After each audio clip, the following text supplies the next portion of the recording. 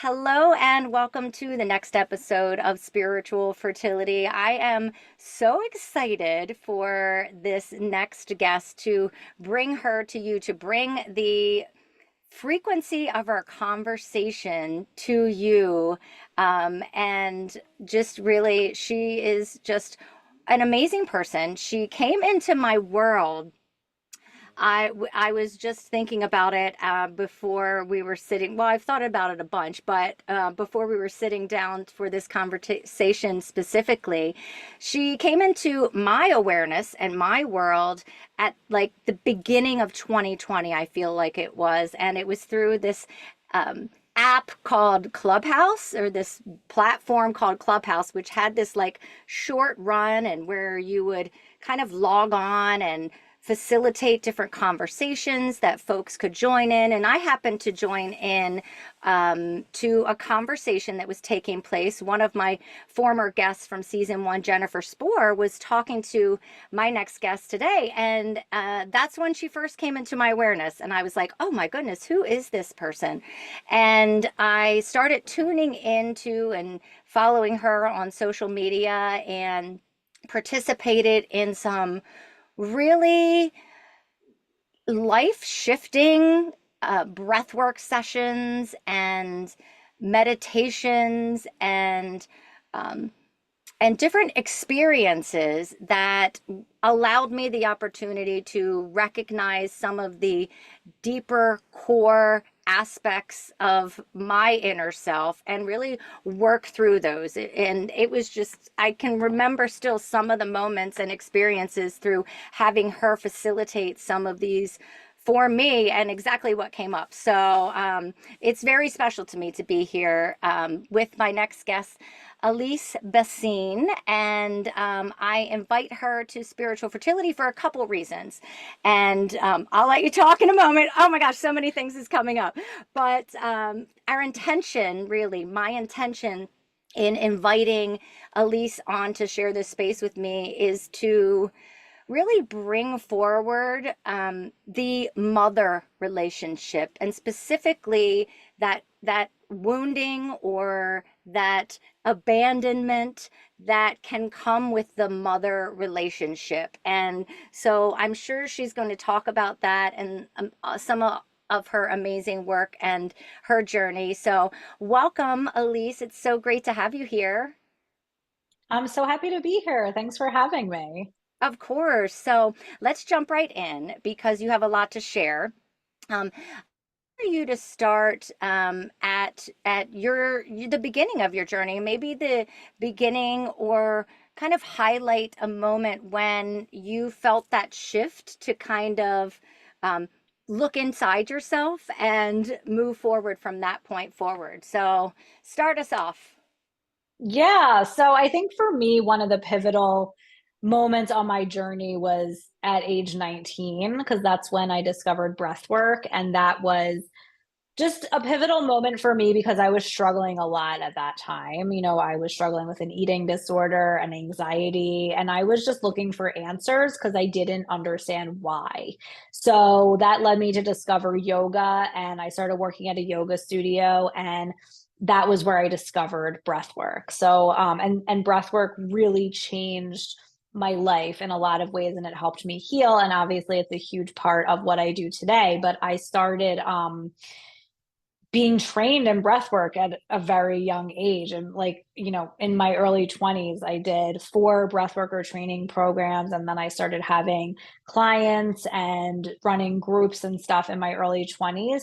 So that has always been such a huge part of my life. And then, also I became a school counselor. So I was a school counselor for 10 years. And I kind of always knew that I was going to incorporate, the breath work and everything else into doing my own thing. I just, wasn't quite ready to do that at such a young age, but it's perfect because, it really was so important for me to have those years working as a school counselor because I learned so much. And so much of the work I do now is around childhood trauma. And if I didn't have those 10 years of experience working with traumatized children, I don't think I would, my work would be what it is today.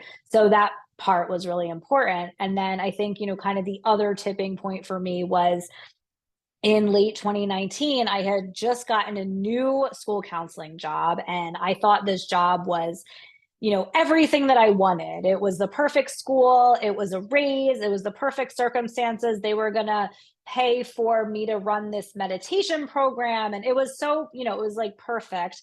And then when I got there, I was still kind of like, I don't know about this. I could tell that I thought that this was going to be the thing and it wasn't. And that kind of led me to starting to work with a coach and then slowly realizing that it was time for me to start my own business. And so I started my own business in the beginning of 2020, which perfectly coincided with COVID happening in March. And then we went home, and I went home from work in March 13th, I think it was, and I never went back. So that gave me a huge opportunity to focus on my business. And I ended up leaving, and we were working virtually. So I had so much time. So I ended up leaving my job in December of 2020, and I've been running my business full time since January of 2021. And, initially I thought it was just going to be around breath work, but my work has really evolved into my trauma healing process called the Metamorphosis Method and all the different aspects of that, like the mother wound, which we'll get into. But I've really honed my methodology on helping people clear childhood relational and ancestral trauma. And breath work is one of the biggest, components and tools that I use to help people dissolve their trauma, which we'll get into. So, that's kind of the short version of the story. Thank you. Yeah, what came up that I wanted to ask for that? Because I mean, it's so interesting how, like, what our path is our path, right? I mean, and so the experiences that we have along the way are really that stepping stone, and it all works together to bring you to where you need to be in that moment and where you're going, certainly in our evolutionary journey. But I just find it interesting how, like, we can make these stories like, this is going to be it, like, this is exactly what I'm looking for, this is great, this is wonderful. But then we can get there, and we really have to be self-aware. I'm sure your breathwork experience helped with that as well, to be aware and to know in our body, like, wait, stop, like, this is not where I need to be. I need, something needs to change and shift. But Mhm. yeah, no, I can see how that was working with. Yeah. So did you talk a little bit more about your experience in education? Because, like, I'm in education now. So when you Yeah. first came into my world, you were shifting out, I was shifting in. So what, like, grade level did you work with? So for the majority of my time, I was at a K-8 school. So I worked with kindergarten through eighth grade. And then at my other job that I had, the last like year or so of my career, it was middle school and high school, but I was the middle school counselor. So like I did have relationships with some of the high school kids, but I focused mainly on middle school. And I would say that middle school was always my sweet spot. Like I think that working so closely with middle school kids was so deeply healing for me, especially because I struggled so much in middle school. There was something about working with middle school kids and helping them that was just really healing for me. And I really enjoyed them so much. It's usually the age that all the teachers hate, but I love them, especially because I didn't have to teach a whole entire class of them. And they're just like really funny, really entertaining. And also, they need so much support during that time that a lot of them really don't get. So, just being able to develop the relationships that I did and just be like a support for them was just incredible. So, yeah, so that was really my sweet spot, is the middle school kids. I have a middle schooler now. So Oh, right. Okay. yeah, so, like, you hear these stories, like, and I work in a school, and although I work in, like, pre-K, I, like, it goes through middle school. So there's your daughter. So She just sweet. got home. She's just saying hi. Awesome. Yeah, no, I mean, you think about, like, middle school years, like, it's so, like, oh my gosh, what is this going to be like? Um, and then they start, and but it's growing wonderful. It's going great. So, Yeah, it is a hard age though, like for everybody. You know what I mean? Because the way that I describe it is they're in this transition, like it's like what I call the individuation process. So they're in this transition of, identifying what they used to identify as like with their family, and now they're starting to identify with their friends, and they're starting to say like, okay, well, who am I? What do I like? Where do I fit in the world? Like, what are my characteristics that make me stand out as a person? Like, what do I like? What are my values that might be different from the family, right? So it is this really potent time that I think we can sometimes think like, oh, well, they're just hormonal, or oh, like, they're just going through this process. But really, I think they need so much support during that time, because it really is a process of self discovery for them, and a process of really trying to figure out who they are as an individual. yeah, for sure. Let's get into the mother wound because I mean, when I was setting this up, I mean, and for all those that are listening, this is going to be great because coming after Alyse, I'm sure that I'll definitely have to record an episode on it. But I just started working through your dissolve your abandonment wound this week for 5 days. So I'm going to be diving deep over the next 5 days. I'm so excited about it. But that work is scary. Like, I mean, guiding through, for all those that are listening, choosing to do work on yourself and like commit to doing that work, because you really have to get deep, you have to get centered, you have to give yourself the time and space to do that.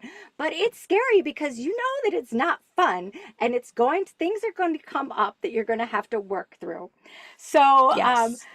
it's so true. So let's talk about relationships, really, because the mother wound certainly being in the relationship with mom. Talk about how you were kind of led into that. And I know with your metamorphosis method, that's something that you do focus on. So I'd love for you to Mhm. talk about that and share really what that is. Yeah, for sure. So, the mother wound, I would say, is probably the most prominent of, what I call like the four major core wound traumas that I teach, which are the birth story, which is the circumstances around your birth from conception to 3 months old, the mother wound, the father wound, and your sibling wound. But the reason why the mother wound is the most prominent is because your relationship with your mother is just the most significant, being that your way that you relate to yourself and the world, the blueprint for that is usually within your relationship with your mother. And not only the way that she related to you, but also the way you watched her relate to herself and the world. So a lot of it can be around just what was modeled to you, and the way that she felt about herself, the way that she felt about the world, the way that she was in relationships, that you take on as your own. As kids, we identify with our parents because we look at them and think, okay, well, this must be what it is. This must be what life is. So if you have a mom who, you know, abandoned herself for other people, or didn't hold her value in relationships, then you can take on those patterns just through modeling and just through witnessing, and it's not something that you're going to have a conscious awareness of either, right? You're not going to go around thinking my mom had low self-worth, so I do too. Like, no one is thinking that, right? These are like deeper subconscious things that it takes some digging and a lot of the tools that I've created to get to, what this is. So there's a lot of components to this, right? There is, like I just described, what we witnessed, like what was modeled to us. Then there's also the relational component, just like the way your mother related to you and what you did or didn't get inside of that relationship. And then what you decided about yourself and the world based on that relationship. So a lot of your identity is going to be wrapped up in the way she related to you or interacted with you. And then there's also what I call patterns of enmeshment, which is basically the way that your boundaries kind of were not clear with each other, right? And this is most common with the mother, because if you think about it just from a physical perspective, you grew inside of her. So there was one point where you were literally a part of her. So there wouldn't have been any way to differentiate between you and her, right? So then when you come out, also you need her nonstop for food, for nourishment, for connection, for love. So, there's really not a lot of boundary between the two of you. And as you get older, there's more and more, right? But there'll be emotional patterns of enmeshment that even physically, although you've left having that need for her, there'll be emotional patterns of enmeshment that you just might not be aware of, right? So for example, if your mother had an abandonment wound, right? We can leave it like that. So say your mother had a pattern of self-abandonment where she, made everyone else's needs really important, but didn't value her own needs. You could be enmeshed with that in the way where, you might feel responsible for that. And you might feel like, oh, well, I need to make her feel better so that she doesn't abandon herself. This is just an example, but it could show up this way. So unconsciously, because you were enmeshed with her in that way, you could then have a blueprint for relationships, being that you have to make sure that this person is okay so that you can be okay, right? So it's these ways where we're emotionally kind of caught up together in these patterns that we don't even realize. So that's what I mean by enmeshment, where you don't know exactly where this person ends and you begin. So that's another way that the mother wound especially can show up, is like these deeper patterns that you wouldn't necessarily be able to put your finger on unless you go really deep. So, those are like the three main ways that it shows up. And then, it can affect just the way that you feel about yourself, the way that you show up in relationships, your ability to love, your ability to connect, your ability to connect with yourself, and also your value, your sense of self-worth, what you think is available to you, what you think you are deserving of, what you think you're worthy of, and then even the way you watched your mother relate to your father or whoever she was in a relationship with. Like, how did she hold herself inside of that relationship? Did she allow herself to be treated poorly? Did she stand up for herself? Did she not say anything? Did she,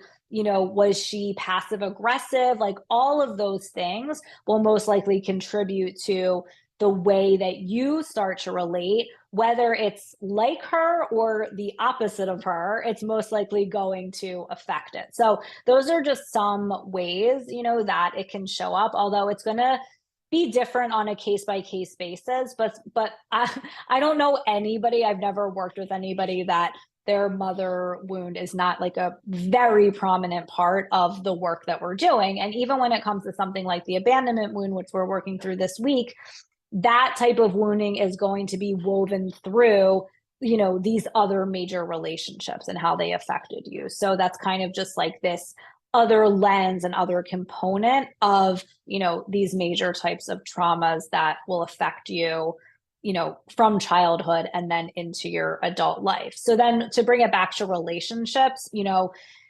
usually the parent that you had the most conflict with, or the most contentious relationship with, or the one that wounded you the most, is the one that will show, that pattern will usually show up inside of your closest relationships, right? So some people will think, oh, well, your husband is like your father, but that's not necessarily true. Like in my relationship, my husband more reminds me of my relationship with my mother, because she was also the one that I had more like of a contentious relationship with. So usually inside of your romantic relationships, the wounding that you had from childhood will be mirrored back to you inside of those relationships. And that's a huge part of my work, is teaching you how to navigate those relationships so that you can see what they're mirroring back to you and utilize it as a tool for healing, instead of just thinking, my husband needs to change.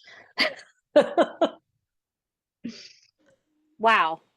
so much information there in just what you were sharing and what comes up, and it can get what's the word I'm looking for? I mean, it's hard because when I think about the mother relationship, there are things that come to the surface right away. But then what I like about what you do is, and what you talked about before, is you really need to get to, because what's coming up is in your conscious, right?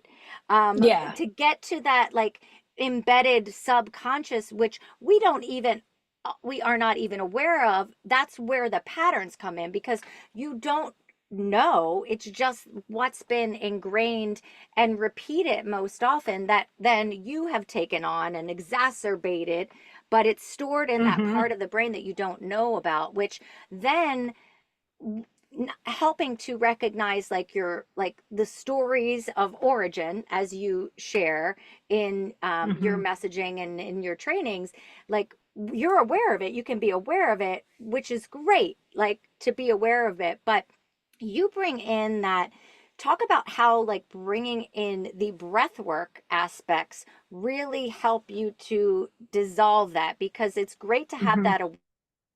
have that awareness. We can then, recognize more often and kind of make choices, intentional choices for change. But really it's kind of like changing that subconscious, what we need to do and dissolve. So talk about how your Hmm. breath work plays into all of that and dissolving that wound. Yeah, for sure. So there's a couple ways that it plays in. One, like you mentioned, is around accessing the subconscious. So, even for example, we'll take it to like the dissolve your abandonment wound that we started today. And I asked you, I shared a lot about where it comes from and the importance of getting to the source or the origin of where it started. And I shared a bunch of journaling prompts with you to get you started, right? Which journaling can be good for accessing the subconscious, but when we couple the breath work with that, you are going to be able to go into a state where you're going to have access to your subconscious mind. So, for example, even if I give you those journaling prompts and you read them, then if you have those in your mind and you do the breath work, you're going to be able to access a level of understanding around those that you wouldn't be able to access otherwise, because you're going into a state where you have more access to your consciousness, to your full consciousness, your subconscious, right? So that's a really important piece of this, is being able to access what's in the subconscious, because most of this work is going to be stuff that's in your subconscious, right? And, if you're working with me individually or you're having a conversation with me or you share some information, I'm going to be able to most likely tell you what I see or what that thing is. But for you to be able to use a tool where you can really see it for yourself, that's going to have such a more of an impact, because then you see it, you have that experience. Because even though if I say it, it's going to resonate with you and you're going to be like, oh yeah, that makes so much sense. But if you really see it and you experience it, then it's really going to land for you in a different way. So there's that component. And then there's also the emotional component. So what you're going to learn tomorrow is about accessing and processing suppressed emotions. So, a lot of what is holding these deeper patterns in place is suppressed emotions, right? So, this thing that happened that you haven't acknowledged and the emotions behind it that you haven't allowed yourself to feel. So, once we can access the origination point of this wound, like where did this start? Then, in order to fully process it, we have to allow ourselves to experience the emotions around it, right? So, the breath work is a very powerful tool for processing and integrating emotions. And it helps you move through them instead of just having them come up and then just staying stuck in it and just feeling like you're reliving the past over and over again. And that's one of the things I always say to people is like, we can do this without having to relive every painful memory and go through it over and over again. And that's a really big piece of where the breath work comes in. So when you use the breath, it creates this space or this container for you to move through and process suppressed emotions.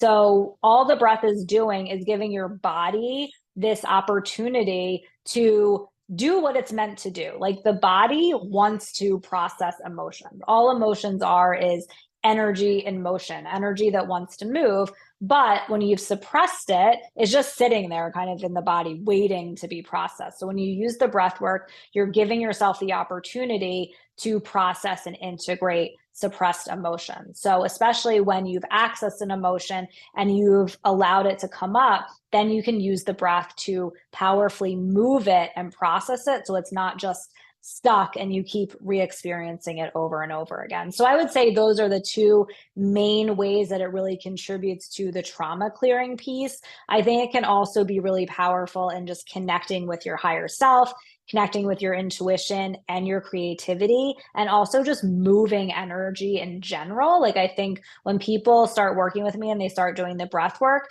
they just find that they get so much momentum in general, like things start moving. So I think it's really good for that as well. Yeah, absolutely. And thank you for sharing all of that. The other piece that came up when you were speaking about the mother wound is really this like enmeshment of like boundaries, like and like the not having boundaries or not even knowing. I remember when that first came up to me for me. I was working with somebody and talking about the relationship with my mom, and they started talking about boundaries, and I was like, "What? Wait a minute! Like, you mean like separating myself?" So it's so important to recognize that boundaries and acknowledging where we might need to put boundaries in place, not just physically, right, but where our like limiting beliefs come in and play into that. So important. And until you started speaking about that and sharing it, I didn't realize like, how enmeshed that all is with that relationship, which brings me to my next Mm-hmm. point, because we're mothers. Like, I'm a mom. I mean, a big part of spiritual fertility is not only the spiritual piece, but like that journey to motherhood, and which is comes into play with that relationship. But then I just keep thinking, and I know folks think this too, and you hear this question, I'm sure, all the time, like, wait, I don't want to mess up my child. Like, I don't want, to create these wounding, right, from there. But talk about that a little bit, and how that process, how you can reassure those moms out there who are listening to this that that's not something that we need to concern ourselves with. Yeah, I love this question because I feel like it's very common for women to start working with me and be like, oh my gosh, I think I've messed up my kids. What do I do? How do I stop this? And literally nothing. Like, you don't have to do anything, because the only thing that you can do to help your children is for you to do this work. Because when you start doing this work, it will impact them in ways that you can't even imagine, and in ways that they could never even explain. Like, they wouldn't be able to consciously say it, but just like your energy and the way that you're showing up and the way that you'll be able to relate to them, the way that you'll be able to be present for them is going to be so much different that it will impact them. So you don't have to say anything to them, you don't have to do anything. All you have to do is do your own work. And I'll give you some examples. So when I was a school counselor, one thing that I would see over and over again across the board, and I worked with populations that were poor and underserved, and people that really struggled. And one of the things I would see very often is if there was a kid whose parent was not there, right? So, this would happen a lot where they would be being raised by like a grandparent, for example, because the mom was like a drug addict or something. And this kid would have a lot of behavior problems, like always getting in trouble, never doing what they're supposed to do. And then the mom would get off drugs and like start being in their life again. And then the kid would just become completely different. Like, they do all their work, they behave, there's no problems with them, simply because their mom was now there. That's it. That's the only thing that changed, right? So think about how that, like, just that idea, like, impacts everything, right? So it's not that anyone talked to them. No one said, hey, you better change your behavior. Like, nothing. It's just the fact that they had that connection, right? Somebody that's there for them. So, and I saw that happen. I can't even tell you how many times, like over and over again. And typically, any kid who had some kind of behavior issue had a parent who wasn't there. It was either they were in jail or whatever the circumstance. So there's that. And then also, just to kind of bring it more into like the work that I've been doing now, I think one of the things that a lot of moms can struggle with is being able to be fully present for their kids, or, feeling like they're pulling on their energy, or why are they always acting like this, or whatever it is that triggers you with your kid. And usually that is simply just a reflection of them needing something from you that you didn't get, and that's like a void within you that you don't feel capable of giving them because you didn't get it, right? So as you do this work and you start to heal and reconcile that, what happens is you're able to be present for them and show up for them in a completely different way. And you're able to be there for what they need and hold that space without it triggering you. Because I forever would find myself in this place where, my kids would need something from me. And I could see that as like just an empathic, emotionally intelligent person. Like, this child needs this from me right now, but it would still be triggering to me, right? I'd still be like, oh my God. Oh, yeah. And I'm like, why is this happening? Like, I don't want to be this way. Like, why is this triggering to me? And the answer was, it's because one of them was needing something from me that I didn't get, and I didn't have that given to me. So like, it was hard for me to give it, and it was triggering this place within me that felt that pain of not getting that.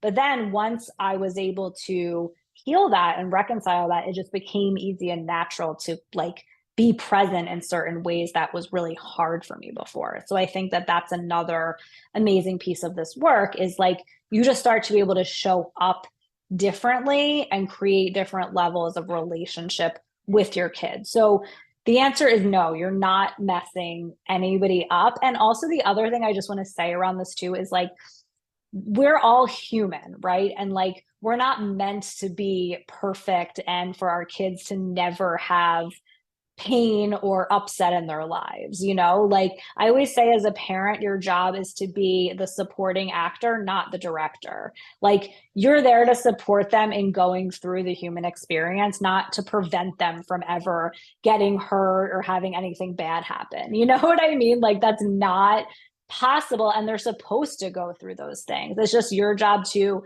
be there to support them and listen, but not to prevent them from anything bad happening. So I think that's really important to remember too. Yes. I mean, I was getting like goosebumps a little bit when you were talking, because I'm thinking to myself, like, in the role that I have now, I work with, I have my own daughter, of course, but then I work with 20 little people in pre-K, and then more in the after school program, Very which, admirable, by the way. I just want to say, like, I could not do that. So that's very admirable. thank you. Thank you. It's interesting because, yeah, I mean, I made this shift. I was going on 45, between 44 and 45 years old, like, so like making that shift is does take courage, certainly, for anybody who's listening. Like, I totally understand, but like, I feel like I've been led to that age group. And what I was leaning into is also to, I know that each and every student that comes across my path, I have a soul contract with.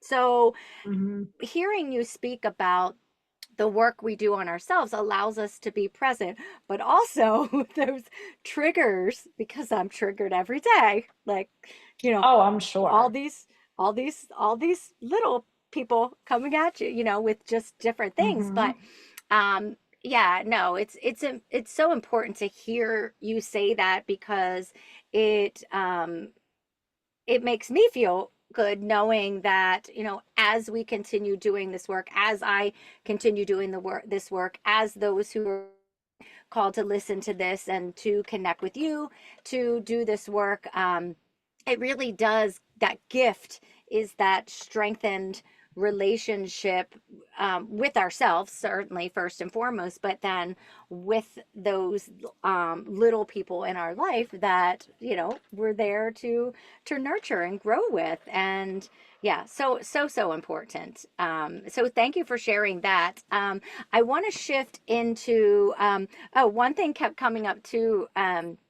As we were speaking is I have on my like witchy vibe shirt.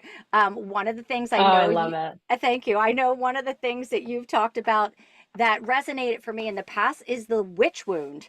Here we're talking about all Oh, these yeah. wounds. So like some witchy vibes coming at you. So talk about the witch wound just for those that are listening. Yeah, no, this is a huge thing. And this is, I ended up creating almost an entire program around this because I saw it come up for so many women. And it was just something that, was pretty pervasive across the board. And so basically, what it is it shows up as the fear of being seen, right? But essentially, what it goes back to, if you look through past lifetimes and kind of these more like past life archetypal energies, is that at some point, right, not in this lifetime, but in previous ones, you were persecuted or ostracized for sharing your gifts, right? And there was a time on the planet where that was not okay, where that was not something that was, it was okay to share, because it went outside of what people decided was the right way of looking at things, like Christianity or whatever was the only way. So people who had these like spiritual or psychic or healing abilities was looked at as like the devil or something. So, you literally could get killed or ostracized for sharing these gifts. So that has like an energetic signature in the collective and in our, the imprint in our souls. And that can come up, especially when it comes to the idea of stepping forward and showing who you are with the world, sharing your gifts with the world. It can feel really scary. And that's definitely a component as to why, and I've seen pretty much every woman I've ever worked with come up against this in some capacity, especially when it comes to starting their own business. There's a reason why it can feel scary to put yourself out there and be seen in who you really are to the world. It's because it just feels inherently unsafe because of this. So, it's definitely something that, I've created tools to shift it, that a lot of I focus on in my program, Past Lives and Money, because it is literally something that, it comes up for everybody, especially in the beginning of the business, but also at other points, and also even if you don't have a business, but just when it comes to showing up authentically and sharing who you are, it can come up even in that as well. So, and it really is about being able to heal and reconcile that and activate deeper levels of safety just in being able to share who you are and show up in your authenticity and being able to feel safe in that. Thank you. Thank you. Thank you. I Yeah. mean, yes, that definitely comes up and has resonated for me. And I know for a lot of people, especially when you're, you know, when there's comparison and looking at social media and like all of these things, yes, that just are in our world and in our awareness and in the matrix, right? Which Mm-hmm. like that leads into talk about your podcast because um, for all of those that are listening, Reclaiming Consciousness is Alyse's podcast, and I think I can remember exactly where I was and when I like found it and like started at the beginning and just listen, and I learned so much through what was energetically coming through, but what I was absorbing and the wisdom and knowledge that you share. So, for anybody listening, you have to check out Alyse's podcast. Talk about like what sparked putting that out into the world and like really what is the premise of that, because I did talk about the matrix. So, Yeah, yeah. So the whole premise of reclaiming consciousness, first of all, I mean, it's just a way for me to share my work and my teachings and the experiences of my clients and also, talk to guests that, are aligned. But the whole premise of it is, exiting the matrix, and reclaiming our consciousness. So the whole point is like kind of that our consciousness has been hijacked by these things that are not really who we are, whether it's trauma, societal and ancestral programming, and just like ways that we're expected to do things like, grow up, go to college, get married, have kids, get a job, like all of that stuff. And it's about, ways that we exit the matrix. And it started out in the beginning of the podcast where I was like doing a lot more interviewing of people and how they left the matrix. And then it kind of evolved more into me sharing my work around the trauma work that I do and, how that contributes to people exiting the matrix, and interviewing a lot of my clients and what their experiences were. So, it's evolved a lot, but it is just an incredible platform for me to share my work and, my outlook on a lot of things and my experiences. So yeah, I'm so glad that you like it. Thank you for bringing that forward. It's such it's close to my heart, and it feels like a work of art. I actually look at my business as a work of art. I feel like it's like a creation that I hold incredibly close to me. So thank you. I'm glad that you've been listening to it from the beginning. Yeah, I mean, that you've birthed it. Like, I mean, I know, like, being so connected to that that that creative project, your business, another aspect. I mean, birthing these new creation takes love and care and effort and intention, and there's so much energy that we bring forth into it, and we do this not knowing how it's going to be received. But also, I know, Mm-hmm. for me, there's a lot that comes up as I create this, that I need to work through. And you and I talked a little bit beforehand about that, how what kind of whatever you're putting out or working on or working through, like you're being called to like a deeper understanding and a deeper healing, through that process as well. So yeah, props to you, for getting that out there. And I'll be sure to include that in the show notes for folks to kind of check it out and see what you got cooking out there on that. I definitely invite those that do tune into that, go back to the beginning. I know when I find new podcasts that I like to just go back to the beginning and kind of grow with the host, like as they've kind of like Yeah. That's done a their good idea. I feel like I do like a totally like probably manifesting generator thing where I like skip all over the place and I'm like, what haven't I listened to? And then I like just am very ADHD about it. So I probably should do it that way. That would probably make more sense because I drive myself crazy sometimes. Like I have one podcast that I love right now, and I like am constantly like skipping between like 4 years ago and like the newest one, and like, but that sounds a lot more like it makes a lot more sense.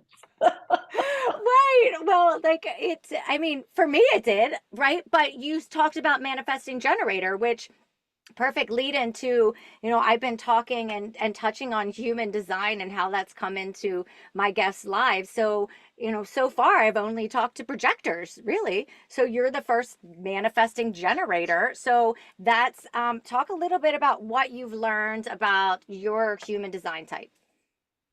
Yeah, so like I'm definitely not an expert, but everything that I have learned like deeply resonates with me. Yeah. So manifesting generators are definitely, they have a lot of energy and they like to do a lot of different things. And they're really like creative and start a lot of new projects. And I'm a 1-3, which I always forget exactly what that means. I know that ones definitely like, I don't know. I feel like I'm going to butcher this, but there has been a lot that I've learned about my human design that has deeply resonated. Like I know I have this one gate. I was actually on this podcast called the Human Design Podcast, and this woman, she like told me some things about my chart that really blew me away. One of them was I have this one gate that's literally related to ancestral trauma. So like it's literally like in my human design that like I help people clear ancestral trauma, which is like what I do. So like that kind of blew me away.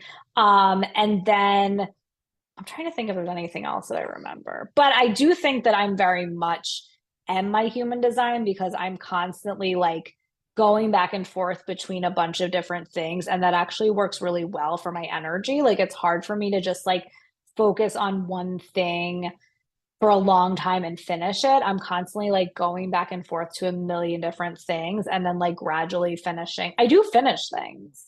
I do a lot of things, but I have to do it like that where I'm like constantly going all over the place. And I do like, I think that this is my human design too, is like I'm constantly creating a lot. Like if you look at like some people will like my people in my membership, because in my membership you have access to like all of my programs, like everything I've ever created. And everyone's always like, I can't believe you have this much stuff. Like, that's just, and I'm like, I don't know. I don't know. I just do. Like, I just create things. Like, so I think that's a big part of it too, is just like constantly creating new things and getting new ideas and just like wanting to execute them. But now that you've understood your or learned more about your human design and that tool and your self-awareness, you now, I know for me, once I kind of learned that, it like sits better. Like, I don't know, like, Yeah, you don't make yourself wrong for it. right. You don't make yourself wrong for it. Exactly. So, and the Human Design podcast is actually kind of where I started learning a little bit more deeper into human design. Um, and that's where I go to like download charts, because I like when you get your chart, like it links to her podcast episode to help explain like the different Oh. parts of that's her name's Emma, right? Emma Yeah, Emma Dun yeah. Dunwoody. Yeah, Dunwoody. Yeah. yeah. So yeah, I've learned a lot from that. So that's really cool that you were on her pod. I'll have to go. I don't think I listen. I have to search and listen to that episode for I sure. think it was in like February of 2023, maybe, that I was on Okay. it. I think I'm pretty sure that's when it was. Okay. That's so cool. Um, Yeah. well, I want to be respectful of your time, and we've packed so much into this conversation. I mean, we talked about human design and breath work, but are there any other tools that are kind of in your awareness or in your life now that have really kind of shifted your perspective, or anything you feeling called to mention as something that maybe my listeners could, maybe that will spark their curiosity towards? Um, I'm kind of just completely immersed like in my own tools that I create, but like so I'm not, Perfect. I don't mean to sound like self-centered or anything, but I'm just that's No. all I'm like kind of obsessed with. But you can get my clear trauma from your business cheat sheet from my website or on Instagram, where I show you how to see what which of the major traumas is showing up inside of your business, your life right now. So that's a great tool. And then I'm trying to think if there's anything else that I've been really into. No, I'm just kind of like really obsessed with my inner child healing process and how to apply that to the different things that come up in your life. So I wish I had more stuff to share with you beyond No, my no, no. own That's all a stuff, but I'm lot. kind of That's yeah, all good. It's a lot. It's a lot. I don't know. I felt called for to ask sure. that. But this has been really fun. I appreciate your time and energy and being able to, because although we've talked on the phone and we've been in each other's world for, a couple years now, it was great to be able Yeah. to like actually connect for a conversation and a call for Yeah, this. for sure. Thank you so much for having me. Absolutely. Now, I'll share your website and contact information in your show notes, but I know you have like a free offer that you generally do. Is that for reviewing your podcast or for subscribing to your email? Talk a little bit, because there's some breath work involved in that, right? Yeah. So I have two different free downloads. One is the trauma clearing cheat sheet, which I just mentioned. And then the other one is 5 ways to use breathwork for better results. And that has a breathwork download. So both of those you can get on my Instagram or on my website, but I'll share the direct links with you so you could put them in the show notes.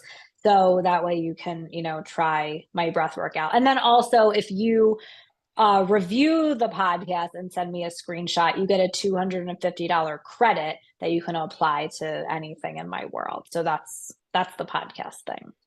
Perfect. So go listen to Alyse's podcast, review it, get your freebies, and begin working with Alyse. Certainly, highly recommend all that she has to offer and bring to the table. And then I invite all those that are listening to share this information with someone that you think might resonate. To share, review, do all of the things to keep for spiritual fertility in the world and in people's lives. And it's my joy and privilege to sit down with guests like Alyse and to be able to birth this creation for all of you. So thank you again, Alyse. Thank you for having me.